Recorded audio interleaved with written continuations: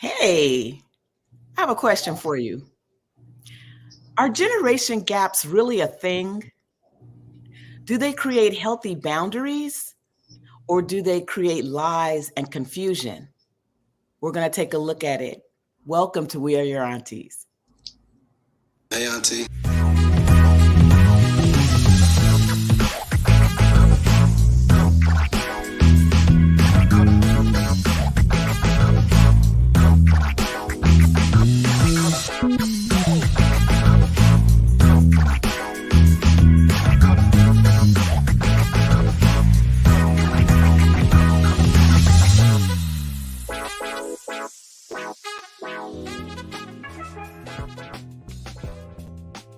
Well, Saturday morning, everyone. I know. Oh my, I'm excited. the aunties are looking all bright and beautiful and cheerful. And I love mornings. I love mornings. So we want to welcome our audience today to our show. But before we do that, I just want to ask you ladies, how are you really feeling today? I'm fantastic. Yeah. I'm excited. Me too. I love this topic. You look great, by the way. Thank you. So do you.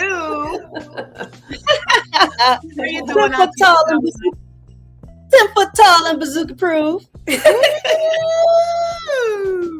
That's how you look. 10 foot tall and bazooka proof. So we have such an exciting topic today. We're locked and loaded and ready to go. But we want to definitely invite you all to click the like button, subscribe, and hit the notification bell, so you'll know every time we go live, every time we put up a new video. Okay, all of that's out of the way. Let's get into this thing. So I asked the question at the open, are generation gaps really a thing? And if so, then do they create healthy boundaries? Or do they just create a mess, havoc, lies, and confusion, labeling people, pigeonholing people, and putting them into a box according to their age? So I went ahead and looked up all the different generations, and we'll go through that first.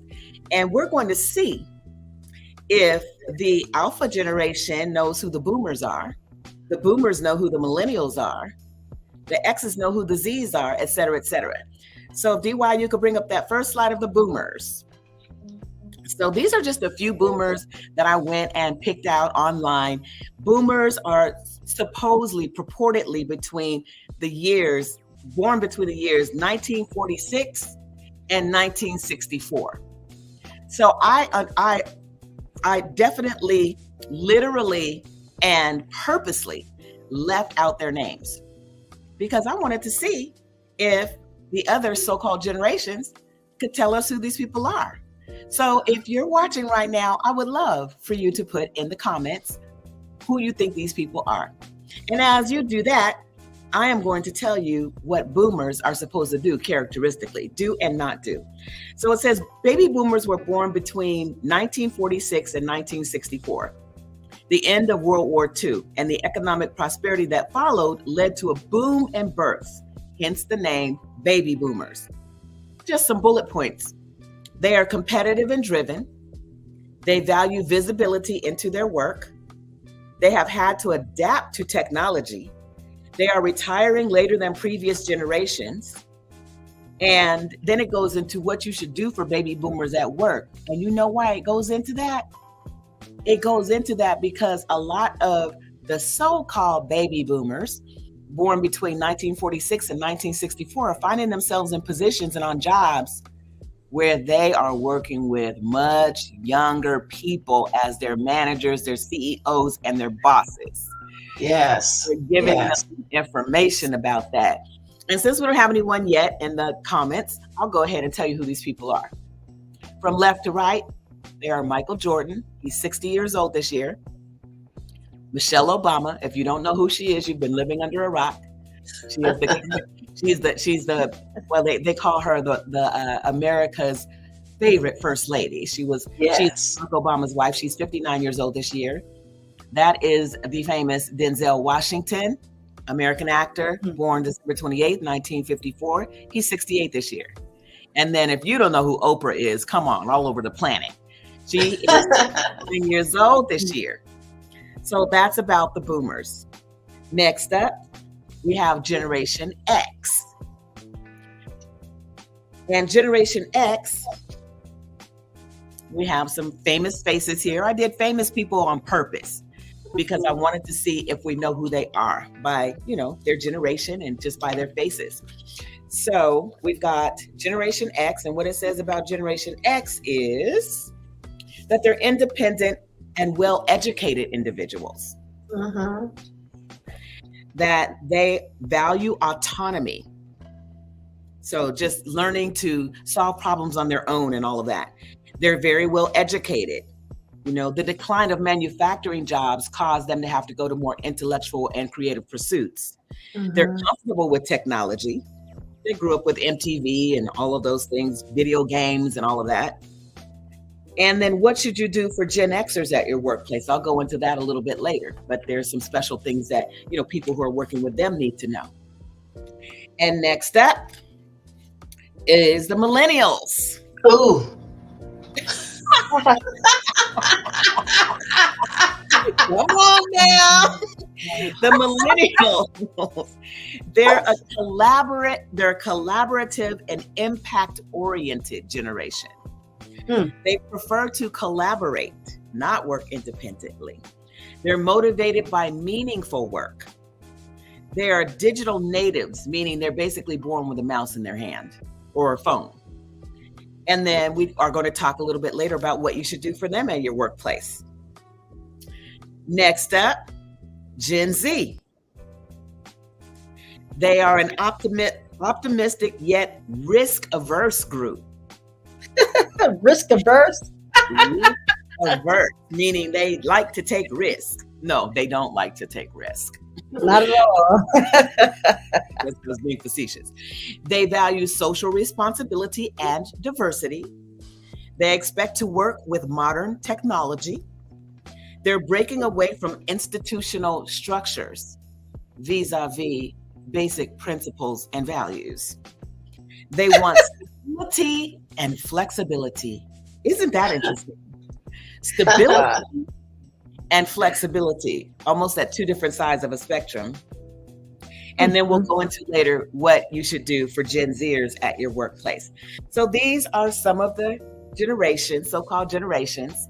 And I just want to open up the discussion. What are you thinking so far, ladies? Well, you know what? I'm going to be honest with you. It's a couple of them. Honest. I didn't know who they were. I'm gonna be honest. That and Gen Z, a couple of them I don't. Interesting. So I was like, "Whoa, okay." Wow. It must be to me, they may be because they have these internet social media sensations, and a lot of them. Because they come out on different shows and I watch them. They said social media sensation, blah, blah, blah. And I'm like, who is that? So that's how I'm learning who they are. So okay, let's bring up that Gen Z slide again. Gen Z. Let's talk about it. Because these aren't social media influencers. Well, I know one of them is not. Yeah, these are 100% bona fide celebrities. Like these made it by, who's that first one? I don't even know. That's Khalid. Khalid? Khalid is a very famous music producer and performing artist. Okay. Very famous. I only know. Y'all better know who this next one is. If y'all don't know who the next one is. Of course, without a doubt. Right now. He been around since he was little. Mm-hmm. And who is it? Yeah. What's his name? That's on Will Smith's son. What's his name? Is Jaden. Jaden Smith. Jaden Smith. Yeah. Okay, now who's the next one? Honestly, this is a young lady named Masai. Who? Marseille. Who starred in this movie? Her name is Marseille. Oh, that's how you say her name? Marseille Martin. Okay. Okay, I only knew her first. We all should know her from Blackish. Oh my gosh, she looks totally different. I know her. She looks totally different. Well, she's 19 now. Yeah. She was 9, 10, somewhere in that range. She was. when she Yeah, first but she kind started. of grew up like the last part of the show. Right. With Anthony Anderson and Yes. Tracy Ross. Yeah. And we all better know who that last one is. Well, you know what? Oh yeah, I that's recognize Simone her face. I'm gonna be. I recognize her face. Okay, I'll give you a hint. Don't say it, Janelle, because I just heard you say it. You're right on key. You're right on target. That one, we're used to seeing her in a unitard. Oh, she looks totally different. That's baby girl that flips and Baby girl. I know her name. I know her. Oh my God. I Oh know her. Oh my God. I can't believe it. Simone Biles. Oh Simone- yes. Oh, please take that one down, DY, please. Okay, you know what? Look, Years from our generation. I knew the other. I said she looked familiar, but I just couldn't pinpoint it because she just looked different. And the other one, but I knew those two. That first one, he was in both slides though, and I didn't recognize him. I mean, I didn't know who he was. I honestly did not know who he was. So I'm glad you pointed it out because I didn't know the other three. Slides, but it's okay. It's okay. But I just want you to know that, and I'm not trying to I'm not trying to do anything here, but just give the facts. The reason I selected each and every one of those is because I know them all and I know their careers, but I make it a point to keep up with the trends, the stars, and not even just the stars. I did stars because they should be immediately familiar to each generation. Your star should be equally familiar to you as the next generation. That's why I chose them. But and I don't keep up with the celebrities because I think that, celebritydom is a valuable, trend or information to keep up with. But just so that when I have conversations with different people from different age groups and they name someone they're familiar with, I go, oh yeah, so-and-so, Marseille Martin. She's like she's 19 years old. She's one of the youngest. She is the youngest Black producer and most famous producer in Hollywood right now. Black producer. She's 19. She has her own empire. I can almost name all her shows and everything. So it's just that's part of what this show is though, right? Yeah. That's why I put those up. Is to familiarize us with the fact that we don't always know who knows what from which generation, and people cross lines in terms of their knowledge, their abilities, with technology and all of those things. So I think it's kind of dangerous in a sense to label people. I don't know. But as we get into the show, we're going to look a little bit more deeply into this situation. Thank you for helping me bring this to light, ladies. And we're going to go ahead and go right into, guess what? Where do we go? Janoa's Gems. Janoa's Gems. That be me. That be me.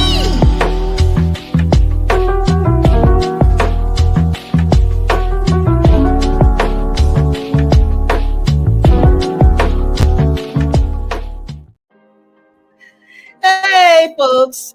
I had a hard time deciding what to share during this segment because of multi-generational thinking, styles of communications, and societal norms. I didn't even know that Michael Jordan was older than me. That's like, wow. Now, I myself would be considered to be a tail-end baby boomer, and my parents were born at the beginning of the boom. And we were taught respect for your elders and God. And it was very carefully crafted into everything that you did. And there was no room for youthful thoughts, opinions outside of doing what you're told, and your contribution to the family unit. Because they always said, you're part of this family. You have something to contribute. Now, outside of that, if you did anything outside, it was considered disrespectful and rebellion. You were to value and submit to the thoughts and opinions of your elders, good or bad. A lot of cases, miscommunication at its finest. Another thing that contributed to subpar communication styles within multi-generations is severe mental illness plaguing the United States as far back as 1955. Thanks for that article you sent me, Sister Auntie Paige. Now, in the article, it's from the EFA Times. The Treatment Advocacy Center, which is TAC, which is a national nonprofit, is dedicated to eliminating barriers to the treatment of mental illnesses, and estimates that in this country alone, roughly 8.8 million people suffer from severe mental illness, half going untreated in any given year. And I found it very eye-opening, and the paradigm shift, as I reflect back to my youth, it was like, wow. Even the situations and circumstances that's going on in our society today, this can actually be a show on its own. Now, my parents split up when I was about 5 or 6, so our family was mostly in survival mode. Our communications with adults were mostly instructions on whatever needed doing, and very little meaningful conversation. Me and my siblings were alone a lot because both parents were working, and my mom, who was our main caregiver, spending time with other adults when she wasn't working. Now, I had a talk with my mother in my teen years, voicing this very thing and some other things. And she told me that whatever I thought I should have received from her and didn't, to give it to my own children. So when I had my children, I endeavored to pour into them all I felt that I should have gotten from my parents growing up. I was very involved in every aspect of their lives, especially schooling, teaching godly values, and spending quality time listening to them and guiding their thoughts and opinions. The biggest thing for me was modeling you're never too big to apologize when you're wrong, because a lot of times as children during that era, adults didn't apologize to children. They just do stuff, and it was like, okay, they'll buy you something rather than say I'm sorry, okay? But staying in a child's place from my childhood still caused me to dish out a lot of tough love with high expectations. But as I learned better, I was able to be a better parent to my children. Now, it didn't always work out like I thought, but over the years, I allow people to be themselves and love them from where they are. And it's not just parents raising children anymore. It's like whomsoever will. So it could be your grandmother, it could be an aunt, it could be foster care, or it's just a wide variety of people that's raising children now, and not just the parents. So it also affects the values and the levels of respect that we give to each other generationally. Now, the question that begs to be asked for me was, what am I teaching others by my conduct and how I'm showing up in society? Because a lot of times, the young people, they feel like everybody that's older than them, that's not on their level, is all the same, and so a lot of times they don't open up. And we need to be respectful and caring of each other, but there still needs to be a level of respect. So what do you think, Auntie Paige and Auntie Rose? I think that is so powerful, what you just said. Yes. And the reason I think it's powerful is because you were able to distinguish and to show us an example of how you were raised. And then what the decision that you made was, I'm going to break that generational pattern of the way that my parents raised me. I'm going to raise my children differently, because so many of us say that, but then when we start raising the children, the generational patterns of behavior come down the bloodline, and the patterns just repeat themselves generation after generation after generation. Yes. And so it's just fascinating to me that you were very conscious about that, and that you decided to make another choice. I totally agree with Auntie Paige. I mean, it was, I was like, it takes a strong and powerful woman to do that. And, you set apart, because just like she said, it's really hard to break those chains or those influences that we grew up with. So, that's powerful. And, to be able to pass that on, to the next generation. I mean, I applaud you. Absolutely. Yes. No, well, thank you. And the thing is, the main thing is just because you're older don't mean you're always right.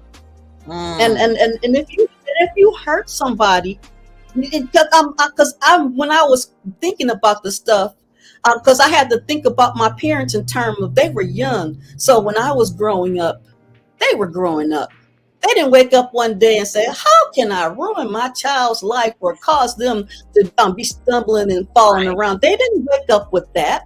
Right. And so when I thought, when it caused me to be able to think about the grace that I should give them, and then the grace I can give myself and the grace I can give to my children to pass it along. Now, is everything like 100%? No, but I there's something to work at every single. Absolutely. Absolutely. And you know what's interesting about what you just said is that every person, every parent, I think, does the best that they can with what they've been given and what they've been taught. And some people haven't been taught a thing about how to raise children, about how to train children up, about how to communicate with children, and so, or anyone else. And so it's just really fascinating to me how, you know, it's not about really the generations, because some kids who are younger know exactly what to do. Some kids who are older, some adults who are older don't even know what the babies know. And we're going to get more as we go into Rose's Gold.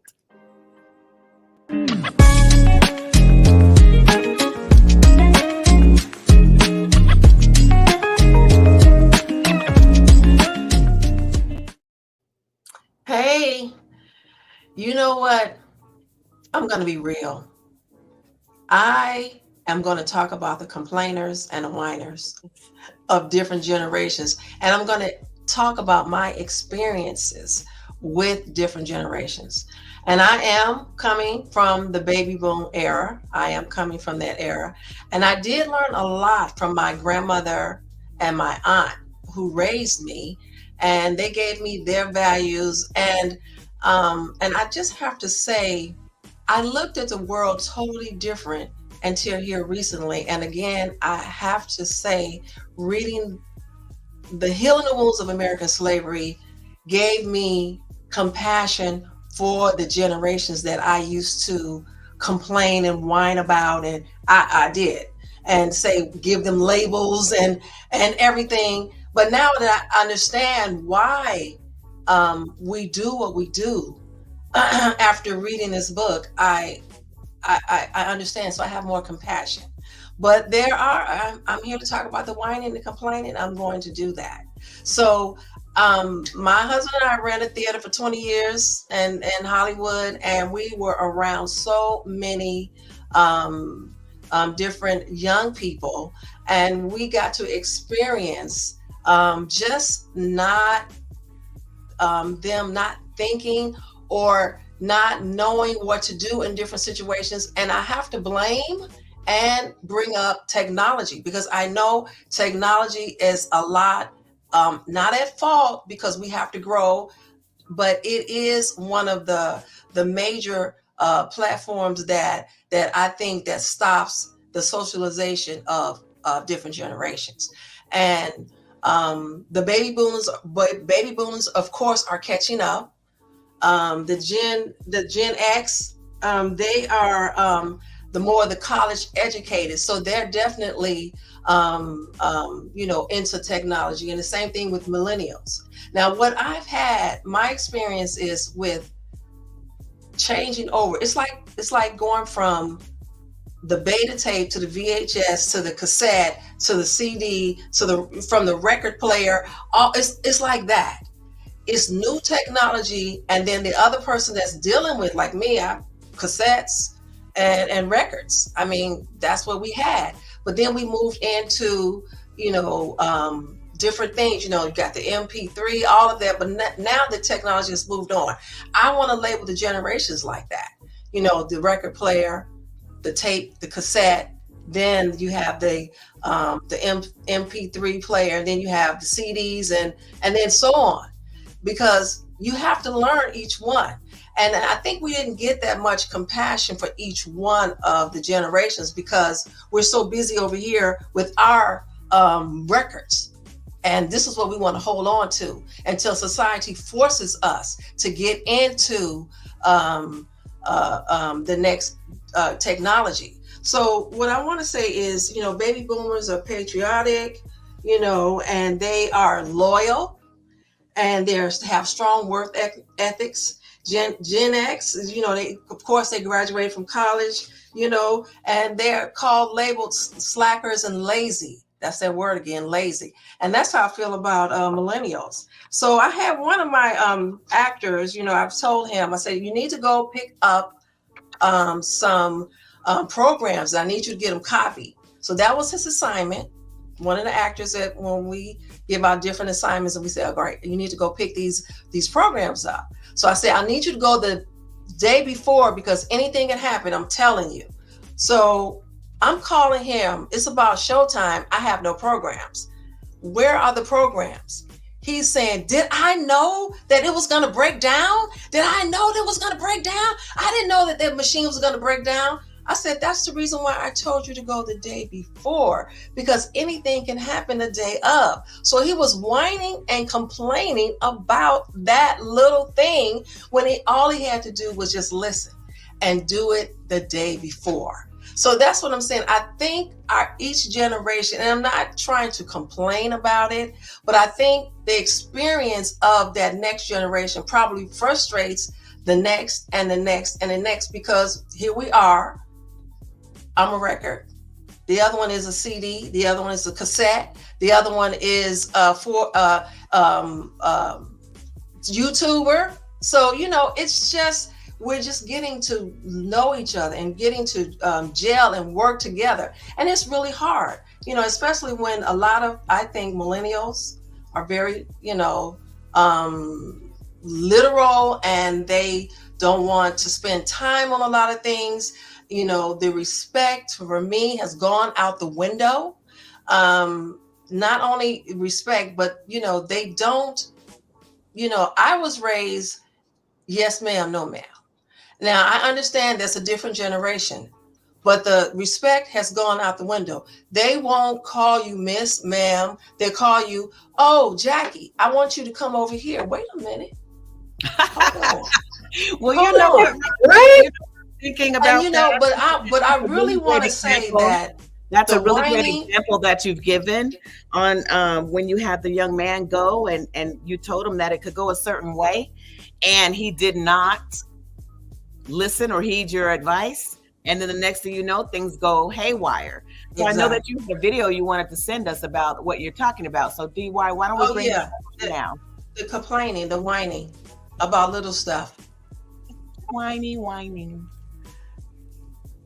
At all, and even if I could. Dear God, I want vegetables. I just want chicken fingers. God. and you know what? Is that how you talk to your mother? Is that how you talk to your mother? Where's the home training? Where's the home training? But I tell you, let me tell you, I hear there's helicopter parenting. Yes. And what that is, you know, the parents are hovering over the kids, don't want them to fall, don't want to experience. These babies got the fall, they got the experience, they have to learn, because when they get out in life and that society's going to teach them. So we can't be hovering, and we have to let life come in. Of course, we don't want our children to get hurt, but they have to experience life in order to live life out there. Because they're going to keep complaining and whining about it. That was definitely one of my sayings. You're gonna learn today.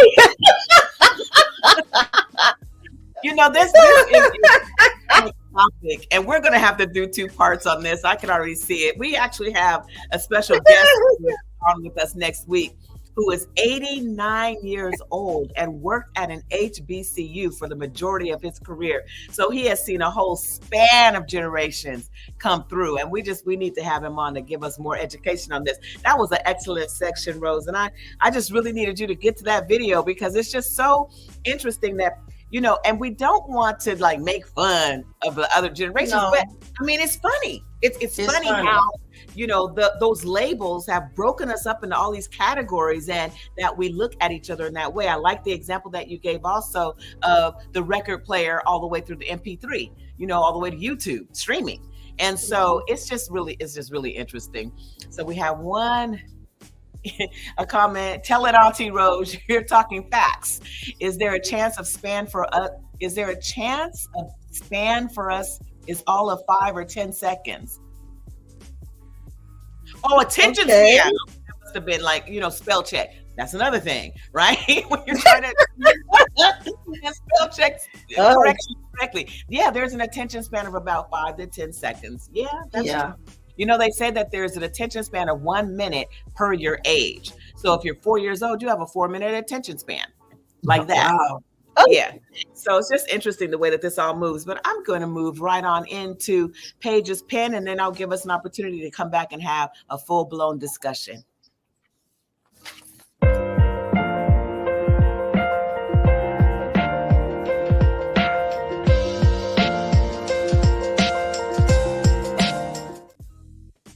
Who raised you?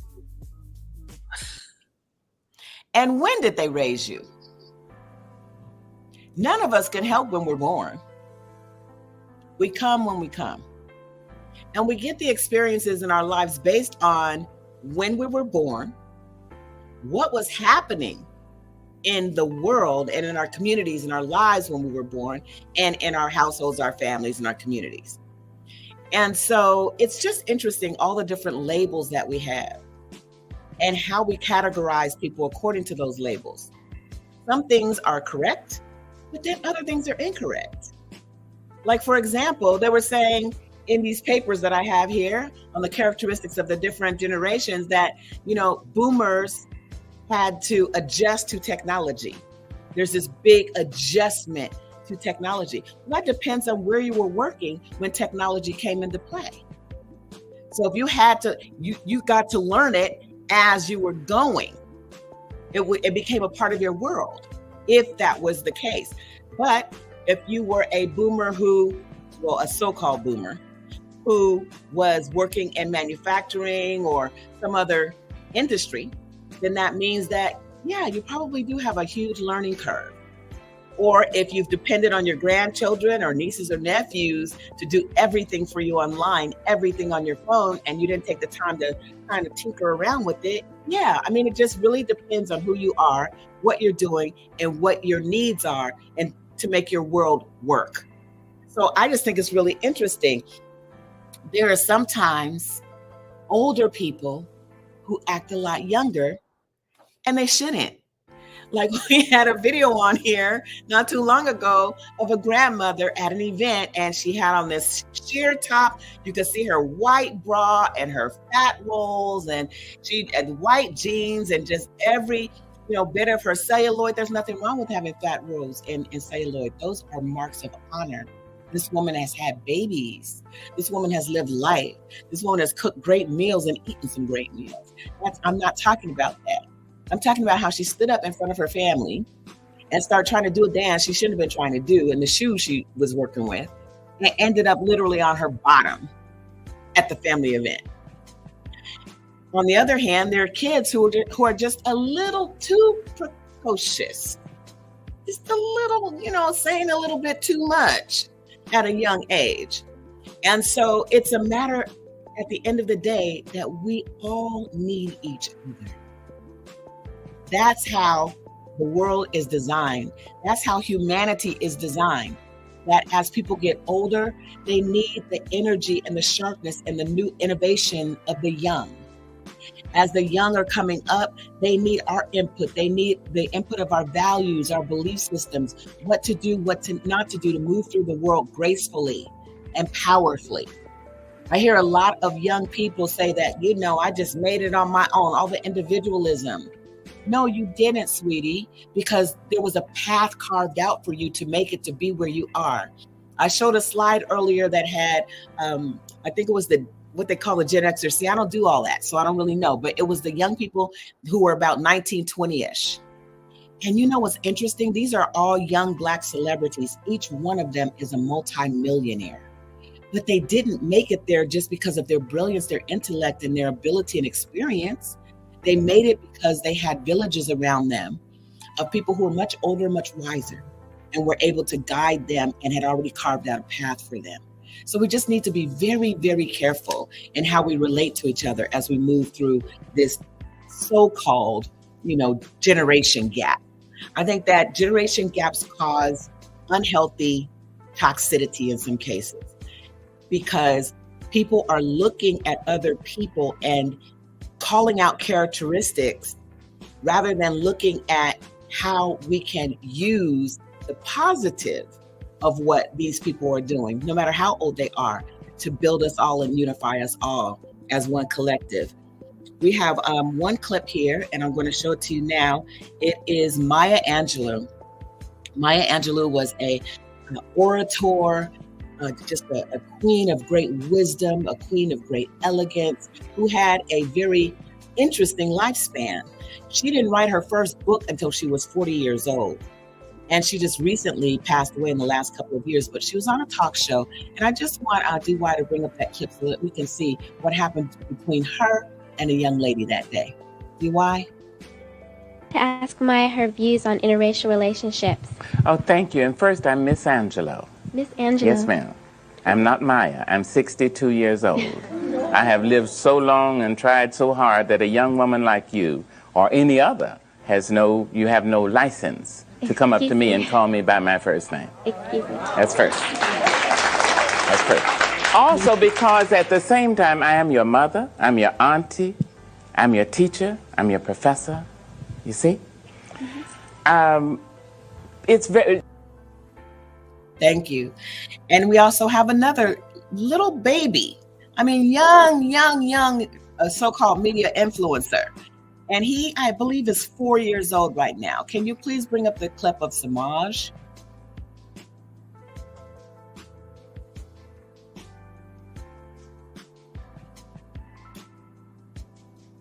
DY, Samaj. Okay, we'll get that one later. But my point is that consider what's happening in the world when the child is born. Some people are calling, and I hate to say it, but I'm just going to say it because it's something that we're all familiar with. They're calling these baby pandemic babies. The babies are not pandemic, but they were born during that era.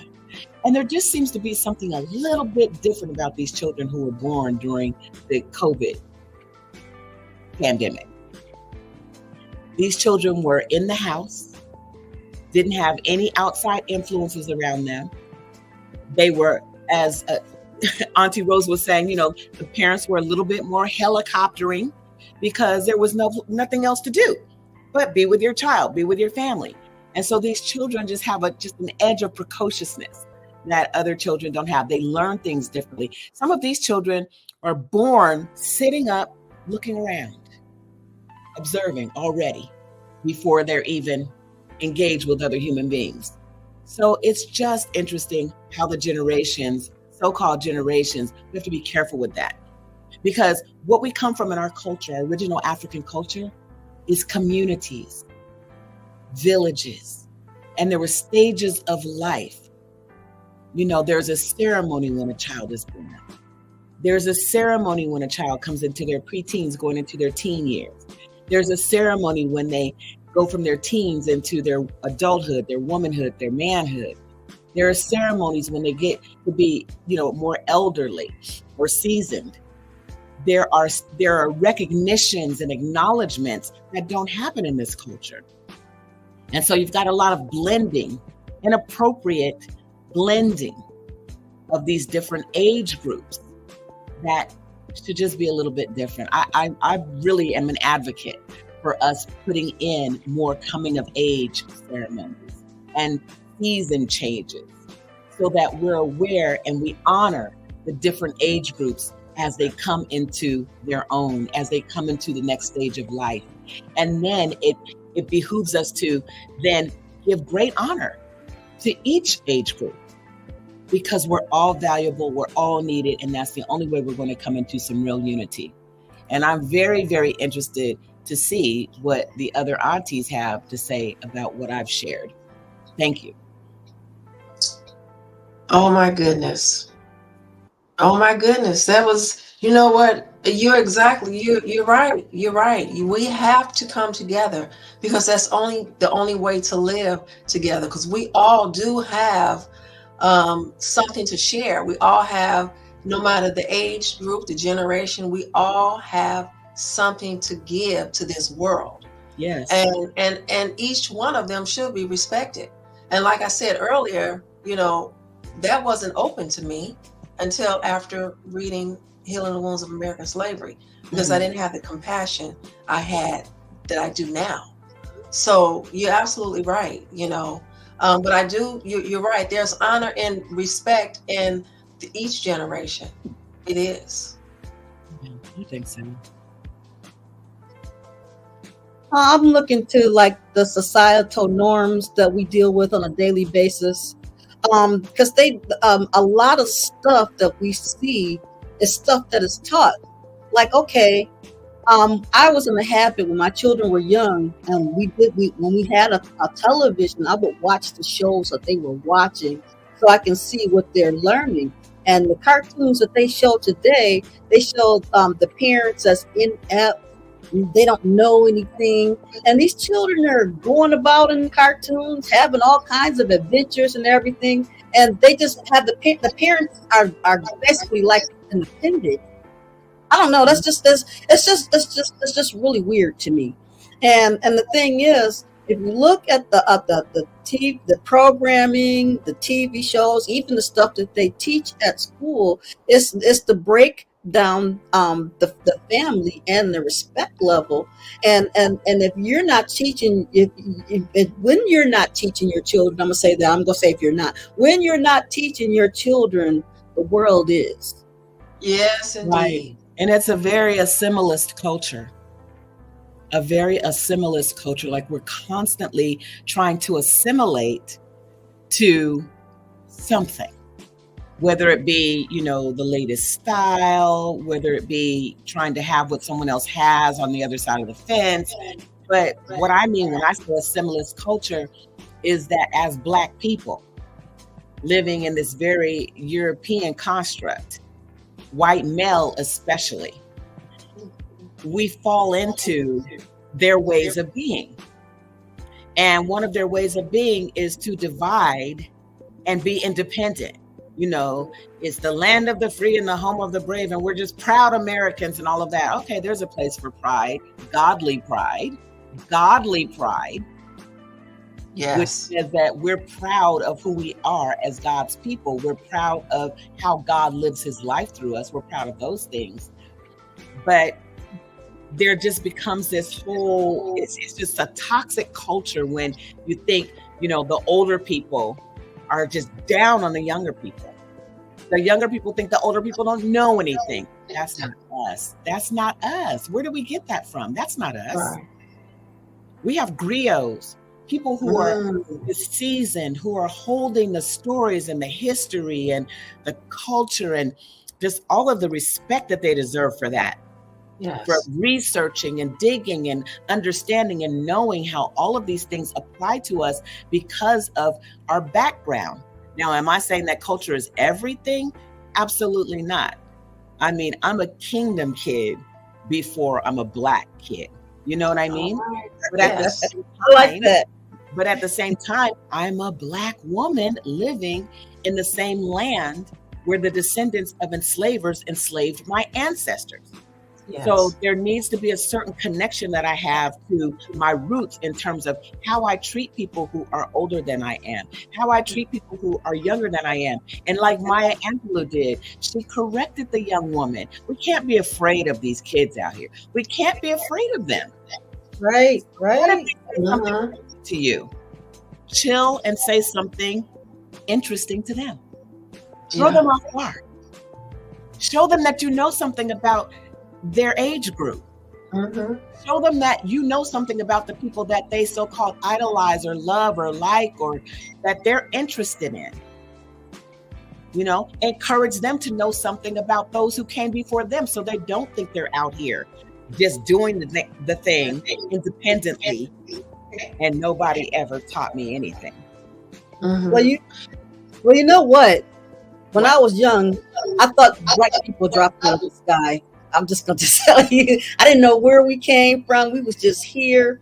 And one thing I've been telling the young people in my family, like my grandchildren and nieces and nephews, while the older people are still living, this is your opportunity to ask those questions you've been wondering about, because once the eyes are closed, so's the information is gone. Wow. So I admonish any of you out there that still have older people in your living, in your family, if you had any question that you're wondering about, because they're at a time right now where they're not trying to hide anything because they're like looking towards something else, ask those questions. Ask them.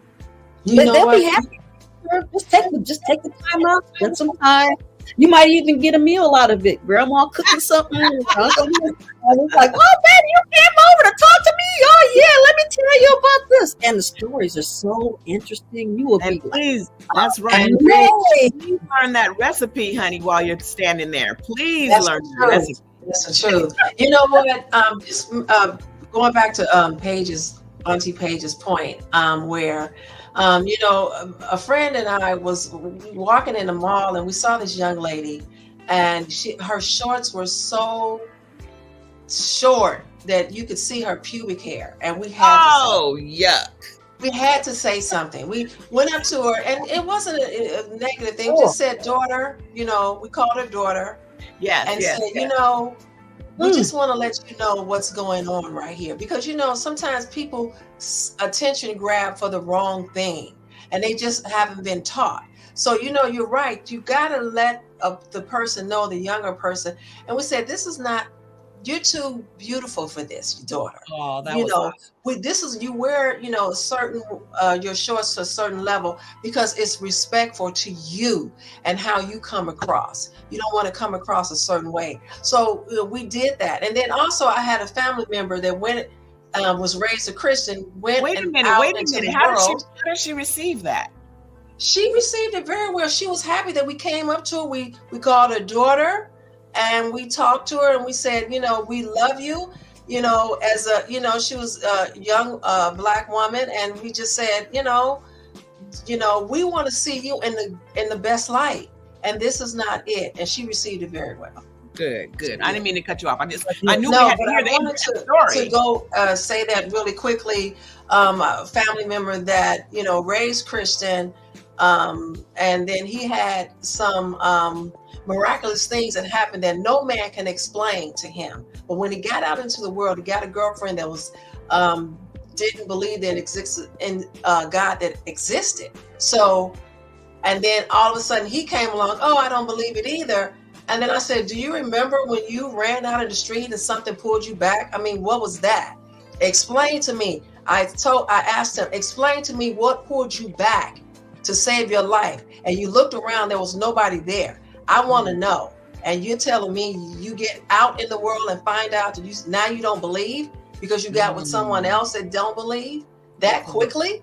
Great. So, it's a lot of influences when we send our children out for different things and train up a child in the way he should go, but I'm just saying the world does influence our children, and we have to, like Auntie Paige said, we have to come together and we have to just teach each other.